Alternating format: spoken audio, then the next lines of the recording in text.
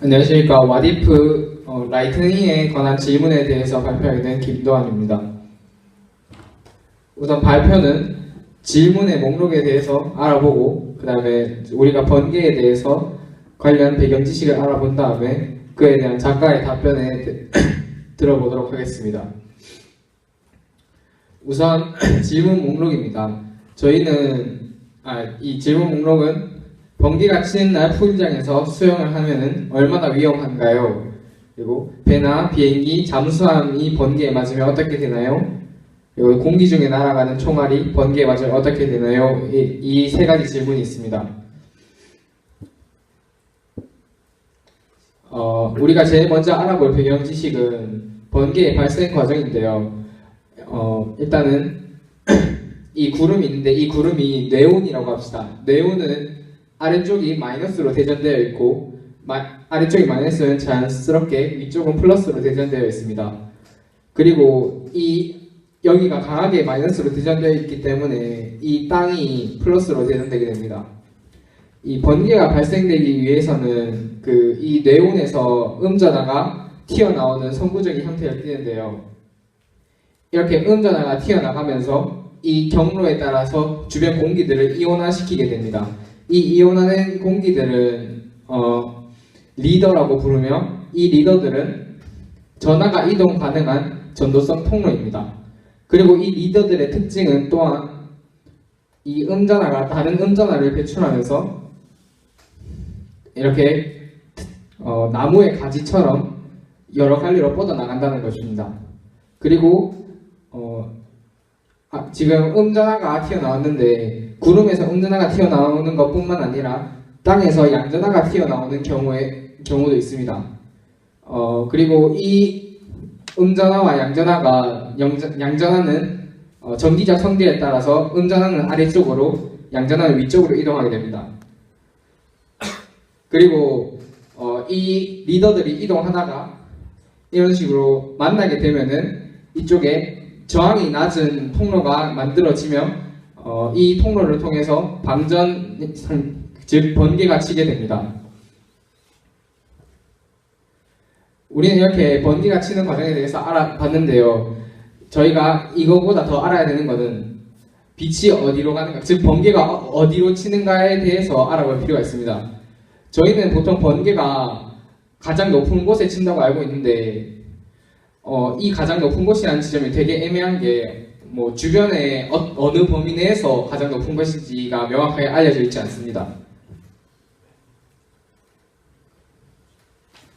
아까 전에 리더가 움직인다고 했는데 리더들은 건너뛰임을 이용한 움직임을 합니다. 이게 무엇이냐 하면은 만약에 저기서 리더가 움직이게 되면은 이 리더는 이 리더를 중심으로 일정 방향의 원을 그렸을 때 이 원 위에 있는 점 중에 하나로 이동하게 됩니다. 그리고 다시 이 리더는 주변 원 중에 한 점으로 이동하게 되고요. 이런 성질이 계속해서 나타납니다. 그러다가 아까처럼 양의 리더를 만나게 되거나 아니면 주변의 물체를 만나게 됐을 때 가장 가까운 물체로 이동하면서 이 경로를 따라서 번개가 치게 됩니다.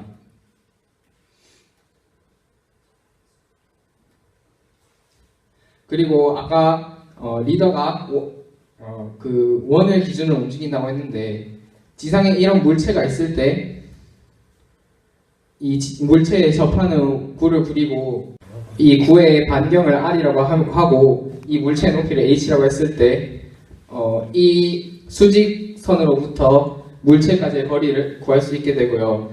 이 D를 반경으로 하는 지상의 원을 그릴 수 있습니다. 이 D의 길이를 저렇게 수식으로 구할 수 있고 이 범위가 무엇을 뜻하냐면은 번개가 칠 가능성이 있는 구역을 말합니다. 그래서 이 구역을 바로 라이트닝 섀도우라고 합니다.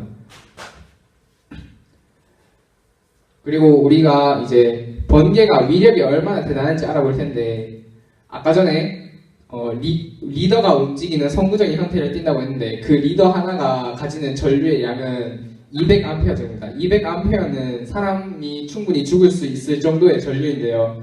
이거를 좀 알기 쉽게 주변에 있는 것과 비교해 주고자면은 저희 일반적인 핸드폰 충전기의 전류가 1.2A고요. 그거보다 전류가 조금 더 높은 태블릿 충전기의 경우에는 전류가 2A입니다.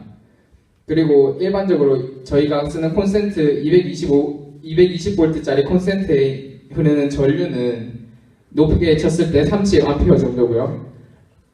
그리고 리더가 접촉해서 방전이 됐을 때 흐르는 전류의 양은 무려 2만 A나 된다고 합니다.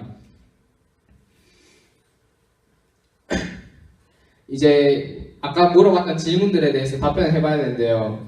번개가 치는 날 풀장에서 수영을 하는 것은 위험한가요? 라는 질문에는 매우 위험하다고 답변을 합니다.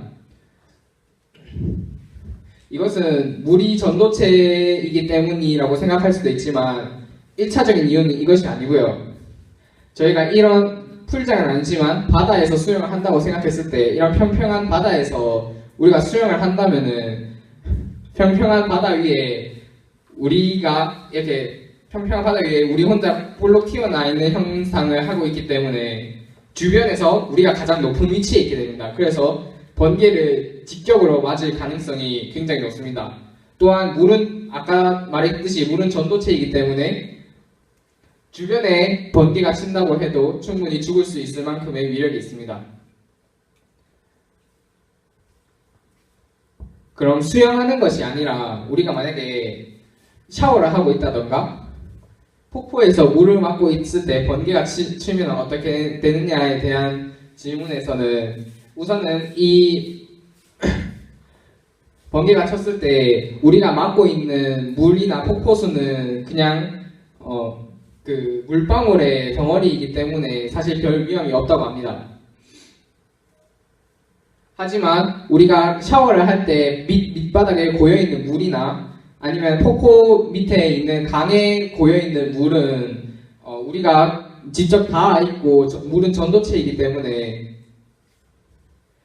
번개가 친다면은 매우 위험하게 된다고 합니다. 이제 두 번째 질문으로 배나 비행기, 잠수함이 번개에 맞으면 어떻게 되나요? 라는 질문에는 매우 안전하다고 하는데요. 안전함의 정도를 비교하자면은 선실 없는 배가 선실 있는 배보다 위험하고요. 그다음에 잠수함보다는 잠수함 안이 더 안전하다고 합니다. 그리고 비행기에 맞을 때도 굉장히 안전하다고 합니다. 이제 세 번째 질문인데 공기 중에 날아가는 총알이 번개에 맞으면 어떻게 될 거냐라는 질문입니다. 이렇게 총알이 날아가고 있을 때 총알은 보통 구리로 이루어져 있기 때문에 구리는 좋은 전도체라서 전류가 잘 흐르게 됩니다. 그래서 이렇게 번개가 치면은 이 구리 전체적으로 전류가 흐르고 온도가 높아지면서 이렇게 총알이 녹을 수 있는데요. 근데 총알이 굉장히 빠른 속도로 날아가지 않습니까? 이 총알의 경우에는 시속 2,556km로 날아간다고 합니다. 그래서 번개가 맞는다고 해도 그것은 아주 잠깐뿐이라서 총알을 녹이지 못하고 총알은 계속해서 날아가게 됩니다. 결국 총알은 계속해서 날아가서 목표에 맞게 되겠죠.